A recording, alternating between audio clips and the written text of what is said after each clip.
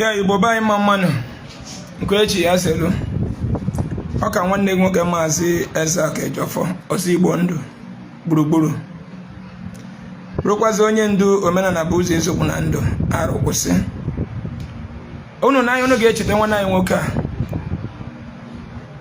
a onye Igbo ukwu nke beela akwa bịakwute anyị na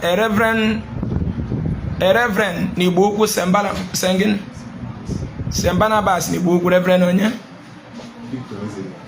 Reverend Victor Ezedenachi ji ụgwọ n'oji ụgwọ ọrụ ukwe okwelu na ka ọ bịara ebe emesi mkpọ dị Reverend Anglican Church St. Barnabas nke dị n'Igbo ukwu emesi mkpọ ya na fon mụ na ekwuche onye appointment si ya bịa o wee jee so anyị ga-like kwa ka ọ gwa ihe o chetara then after that menyekwu unu update ihe anyị na security Mbaka na-eje nke anyị mere arrest since over 4 days now because of otosi matrit nwatakịrị bịara ekpere bịara onwe ya adoration akụbịa ka akụgbuo a report ya na-eme police station okwe ha bịa so the guy were na fight for justice before kpọọ ndị uwe ojii jee dute ofu onye n'ime ha onye isi ha ana ọnụ ọsọ si nse ha mana anyị ga-akọwarụ na ebe anyị medobe na mbụ nwanne anyị nwoke ga-agwa anyị ebe ihe anya na Reverend jidobe ka unu si wee jee meka ngwa kọwala anyị ka gị na Reverend si wee jee after ka Reverend si gị bịa ije zikwa ejem maka na last time bịa akpọrọ ya wee sị efere na m chere akwụkwọ wee bịa mgbe ekwusịrị m wee bịa enye m the next day and egwu m schedule na mmesi ebe a mekara bido onye group of business. Yes, which you said that very day. So wee sị na mama m bịa ichi ahụ ready na emugo m aka m bụ apụ so na ọ ya bụ ngasị anata so onye isi wee sị ma ọ bụ na ngasị anata na m na-eje ọ sị m na mbịa na m chere akwụkwọ ahụ bịa wee na gacha nata wee chere akwụkwọ wee jebe na nke ya mgbe m na-aga akpọpụ m somebody wee jee ebe ahụ so ka Chukwu si alụ ọrụ mgbe anyị bata ya nọ n'ọfịs nwunye nọ n'elu nwunye ka mgbe ụzọ wee site ya na upstairs so mgbe anyị bịa anyị banye ya nwe Chukwu n'ime ebe a so nwunye rituo bata tụpụrụ uche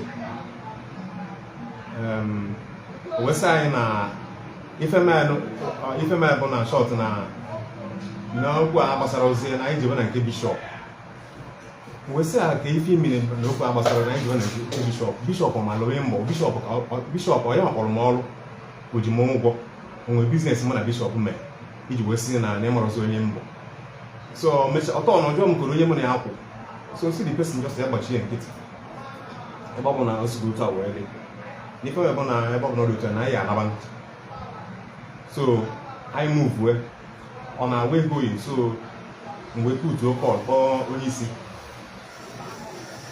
ọ sị m na nkịta m na-aza kọl a na ya na-akpọ kọl na-abata na ọnọdụ ka ya nwa na-akpọ ya na nkọtụ kọl a ka ọ kpọọ anyị ka ya na-ekwubuli nkọtụ kọl emesịa ya ma kpọọ eti onye isi wekpọchi sị na m ji akwa azụ back to the man.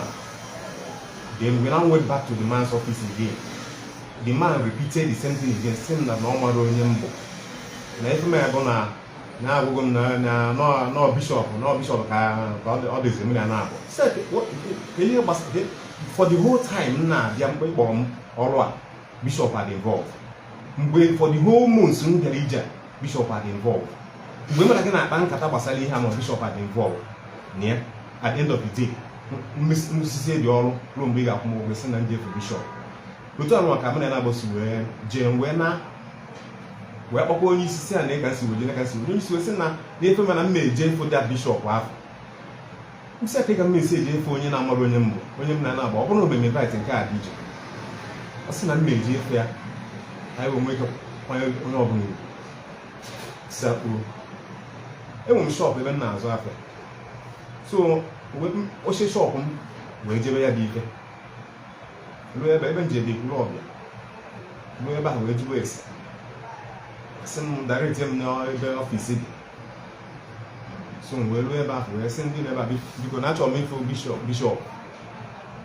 ha sị m kere ife nji wee chọọ ife ya bishọp o mere m invite onwe ihe dị sị na o mere m invite mana achọrọ m ife ha sị m oke n'ife m na fama adịrọshọn bishọp anọdị ya na ọ bụ na onye m apọintment nke a dị iche na ọ ya amụ na mma adị na ife m ebe na bishọp anọ na m naba n'ọnọdụ so otu a ka nsogbu nọrọ ebe ahụ wee mekwa kọl wee sị onye dịrị m iji asị ya na-ekwe ka nsogbu ọsị n'oke n'ihi mana nsogbu adịra mbatazie wee batawa and since then na-akpọ ya na fon so ọ sị na ya na-eri chukwu that priest afọ so even till now anọkwa m ebe ahụ ọsọ na ya na-agba akpọkwa anyị na ọ dị pik kọlụ ka ya nọzie n'iru anyị ebe a ọkpụkpọ anyị anakwazi n'ilu anyị tinye kọl thank God enwe pik kọl ya nwe egwe ya na onye dị otu a were ekwu o were igwe kọl o repeat ọ kpọkwazie ya again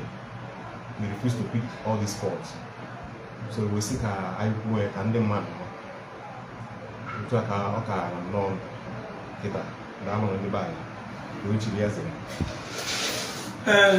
Igbo be anyị mma mmadụ nke echi ya zere ọ na-afụgo ka o si wee mee onye ọbụla ma mbọsị nwanne anyị nwoke abịa n'ebe a nke anyị chatinyere ọnụ nne ya so tata tinsie ọsị ha bịa o wee jezọsi ya na okwu adị ọsị ya n'aka n'ọsụ bishọp ọkpọọ m na bọsi ya jekwe ka ọ fụ dị bishọp o wee si Ọnịcha gbalụ moto jewe ekwulọbịa ịfụ bishọp oche shọp ya jesie si ya na bishọp anọrọ ya na igwe na bishọp enyere ya apọintment ọgbarụkwagbo moto enata kpọọ m na fon bee gwa agwa nye ya bụ ego ji azụ ụmụaka ana ihe a bụ ọrụ ekwurekwu tupu ya lụgharị ya dị chọọchị and n'ọrụ anyị alụrụ chọọchị chekwere dị competition gbaa bute kọp unu fana reverend na-emezi na onwere ha anyị ga-eme na anyị ga-ekoti ya ndị oyibo ga-ekoruzie ị na-anụ unu ga-anụzi news anyị na ya atago ebe ọ na mmadụ ga-ejiri pozishọn ya hazie ụkọchukwu na Naịjirịa na-eme people intimidate enweghị karịa dị lọ so nna ndị ọ bụ ọlụfa anyị dute mmadụ ebe kwesịrị idute ya ga-ejezi duri ya dutezi ebe a ga-anọ wee kpebi ikpe ịmara evidence gị niile njido adịka fụkwa because n'otu amụma bụ Ezeaku na mgba mbọ ka keesi gaa ọfụma ekweghị nke ọbụla batara ebe a mma addition and fight ya with my power that na one kobo ọbụla I spend that person must pay the damages yatago one kobo ọbụla anyị to in any case onye a ga-akwụ ụgwọ security Mbaka ka report na-emere police station onye otiri ife not only no the boy teacher na abara police the boy eje kpọọ mba gwa na ha nwa na akwụgwọ ụgwọ the police say no DPO stereo no bụrụ nụ Mbaka mere gị employee gị je kugbo mmadụ yatago o mere gị employee to secure people not to kill people a na-akpọ gị na phone so we take the action ndị first side eje gị butefa bute ofu onye n'ime fa editing since over 4 days na-eche dị CSO ka ọ bịa ọ na-agbagharị ọsọ na-ezugharị kpọọ the boy na phone ọ na ndị police everybody na mgbakọ the boy na pati ya na last week ọ na-akụ eri polisi ga-echi elu ogbe kwe n'isi mana ya dịwagodo otu a unu ga na another news ebe ọ nọ was from achọrọ m ịgaba further ya na onwe ya ga na-agba ọsọ ọgbacha ọsọ ọ ka ya abịa nọrụkwa ebe onye otu ya nọ ebe onye otu ya nọ since ọ ya abịa nọrụkwa di ya mmanụ nwa ya karịrị oyibo intimidation na ndị ụka na-eme ndị be anyị ọ dịghị enough onye ọbụla ji chọọchị na ya bụ pastor na ya bụ reverend father na ya bụ native doctor emege intimidate just kpọtụrụ anyị we go carry the person with practical action detain the person ọgbọ ihe ahụ oriri onwe ihe goji enwebe si megide gị nke tiri nwa onye Igbo ukwu ihe onye ifitedu na ife da Reverend Father anyị na ha achụ ya oyibo na ha achụ ya from echi kịta ebe ọ bụla enwudere eburu ya oyibo eburu ya ozugbo ọ bịa kọwa ọnụ ya, you know. So this corruption religion na-eme na by like ome eche na ndị isi okpukperechi bụ ndị ekwesịrị ụdị ihe a ma ewetuo obi ha. The other Reverend Father were nwatakịrị kpochie na cell na prison for 6 years si na nwatakịrị ma o generator house ọkụ. So nwatakịrị mebizi ihe ma o generator house onye nwa determine na nwa ga-anọ 6 years imprisonment. Nwatakịrị pụta sị na ọ bụrụ ihe a bụ ihe kọst iji wee kpochie. So ọ ka ụnụ gbala witness for the next thing na action, the law will take its place. Then the Reverend ga-abịa ga-emebu ya, a ga-esi ya video post ya all over the world. Yatago ndị ka eje me invite. So nna anụgo m ihu n'okwu. The law will take its place. Yatago Afuno Deaba, but the name of the complainant here. We'll petition him. And I know police will invite him. Obviously, thought I go to my I get invited and I get detained. When I know him, there is a man of Calero. You want to send. So, the camera. So, it's enough again. What's that? But I'm only book. Only book. The oko chukwu nwa onye Igbo okwu kwa onye Igbo ebe nsogbu adịrọ. It's okay. It's okay. Ha emebe ogo onwe ha bụ ogo Chineke bụ abụ ogo fike yatago ema before people na feel na ha bụ chukwu unu ga-afụ na priest na Basel ọkwa ebidogo maybe native doctor, maybe father, or maybe bishop. Isu go carry you put inside detention. Elalo dia. Natago. Una mama intimidate for any reason at all. You know? So that is it. By I try Gikai, don't need to call him again. Then you will receive the call. From the authority. So I get one invite to come to this station. It's okay.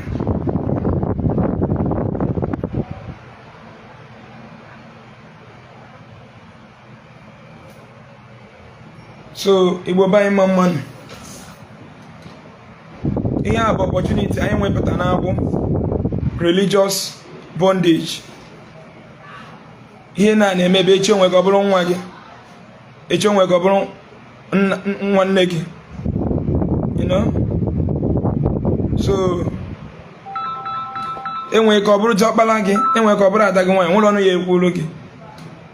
Anyị ekwu gị ha n'ọnụ too much since so many years. Kita bụ action.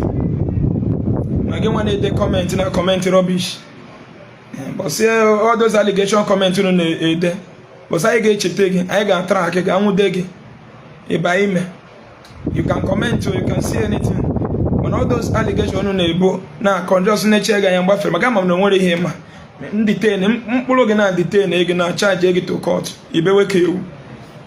Many of you just religious brainwash be na push gị ị na-ezuzu ịpụta na my platform mmepe ma akpọrọ gị bịa view no my own platform ịpụta ị na-akọ rubbish.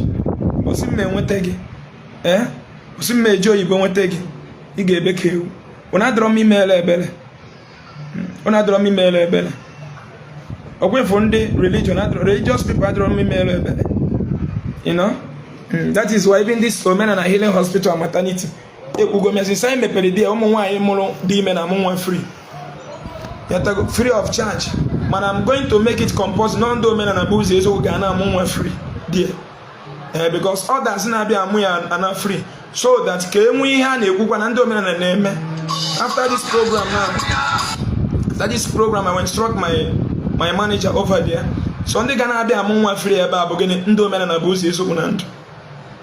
Onye other religion bịa mụọ nwa ọkwụ ụgwọ, the only thing na ga-enye gị lesser bill but you pay because your church is in a hospital. They take money from you, and so that go okay more free. Be join no men na buzi so simple. Onye ro onye rie awuria onye mare bo salaro je ba chira abu ya. Anyị nwa m do men na abara jira kpata etufu aba ogarai. You know, I'm surgery I na-eme surgery 2 million abia na onye 350 300. I settle on the doctor, settle on the nurse, you know. Onye ọbụla na-abụghị onye omenala bụ ụzọ eziokwu bịara mụ nwa ebe a upe kwụọ ya ụgwọ ịbịa Atlanta ịkwụọ ụgwọ so ịchọ iso mobile free bịa join na omenala bụ ụzọ eziokwu nwa ego na-atụ for that hospital so na-atụ n'otu ndị ọzọ tụcha ịbịa mụọ nwa free echi kuri ya je tụwara woo echi kuri ya ije kwụọ ụgwọ mee ya baptizim je kwụọ ụgwọ kwụọ ya kanisi kwụọ ụgwọ ka ọ nata oriri mba anya ma mbụ monkey the walk bamboo the chop ọmọdé ha ma ndị si so ka anyị wepụtara these people anya ihe nna anyị na-eme ka anyị chọrọ ka anyị gawa na the right direction sisi emepebụrụ n'ọgwa na ụmụ nwaanyị ji operation mụ nwe ebe amụ na erugo almost 7 since last year emepere n'ọgwa ndị ji operation mụ nwe erugo 7 cheke 550 500 400 eji amụ nwa with operation times 7 is almost 3 million plus. We wave it out ka ọ gaa for charity. Doctors are being paid, nurses are being paid. Anyị nwụrụ bịa ebe a kọtọchi echi niile dị ime bịa mụọ ebe a kụrụ nwa gị na free. Anyị na-agba mbọ ka ba anyị dị ma ịbịa ebe ịkpọba anyị iyi ịkpọcha anyị iyi ịnụzie dị echi oribido oge bụrụ gị bịa na omenala healing hospital mụọ nwa free kụrụ nwa na ụdị ha dị ọzọ ọ dị họ no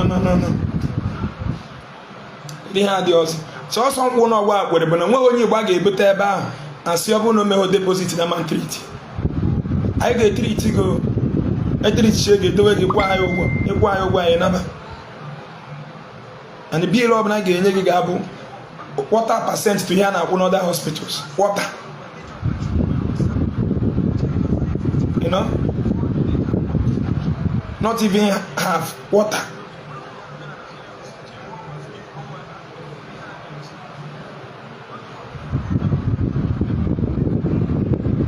You know, so that is it. I am Mambo monkey the walk bamboo the chop. You know, idime the one our hospital. Chidego. Those yansin, I am a man Benatas again about Maganichi. I get 3 chicken. My 3 is chicken and all about Inya Gayanaba. That is it. Very simple. Domen and abuse is over Apple Unuquani. Kwa yon anata padina kun anata ma police no na bola ina kun anata petition na kun anata nkotoni no na kota ayi bundo mena na agba anyi ma egbe ma kun ke ji gbo ofo ni ma anyi egbe gbaje opa the boy kana alu opa mata you know ma kun emesi ihe ni na ibiakwa mo nwe kuru nwa na free then umunne ma na tuzega bụ ndị enwe sense. Ikuru nwa na free je gota agri kije to mama no no ka ani bia mo nwa na free na ka anyị je guru agri go ye fada obi nzuzu a osigo anya try go run since how many months emebere no ogwa nobody has no nwere nwa anyị mụrụ nwa di abugo tenko so ụmụ nwa anyị nwere right ịmụ nwa di na kuru nwa na bana akwụkwọ bụ ndị omenala bụ ụzọ eziokwu. Anything apart from the omenala bụ ụzọ eziokwu na every other woman should pay. That is it. Yeah, the sick. I make us opportune. Nana boys in ofia. Ne make us opportune. Nana boys in ofia. Monomunum wari chairman, no ye man abroad. To ego, can't show no one a function. A benary here free. You know? So that is it. Munum dalon. Ona fukia. I follow me a reverend. A boy and a phone, or one your food. Oche no ya na nwatakịrị na-eme ka ife ọnụ ya ha agba n'iru agwụ